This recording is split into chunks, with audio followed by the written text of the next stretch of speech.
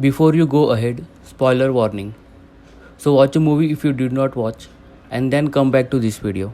In this scene, Bani does something which glows his finger that he is wearing. And in this scene, Bani tried to touch powerful bow, but instead of melting his hand, he was thrown away, which means he was semi-authorized.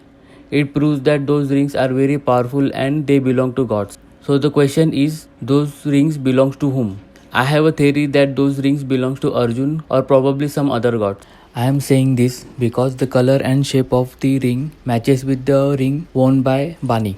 Now before you comment that it doesn't make any sense, I have some proof to prove that theory. Part 1. Origin. In a battle at the end of the movie between Arjun Krishna versus Karna and Ashwathama, watch those scenes where rings are also highlighted in a subtle way. Part 2.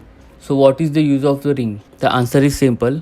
To create a powerful arrow. Arrows were only shot in ancient time and not in modern time. I have a proof of that. When Karna's consciousness was activated due to Vijayadhanush's bow's position, instead of shooting multiple arrows, he threw the bow itself, which worked as a boomerang. But in Mahabharata, there are multiple instances where multiple arrows were shot at the same time, which he didn't, because he did not have the rings on his finger.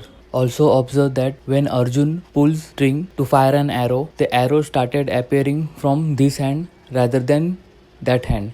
There is another scene at the end of the movie where Yaskin touches the bow. He was able to create a powerful electric field around him but not an arrow. Maybe Yaskin wanted to kill that baby at that time but doesn't know how to generate an arrow. And that's why he hired Bani to decode the ancient text to have an access to weapon. So for Yaskin, he needs to have the position of rings which Bani has on his fingers.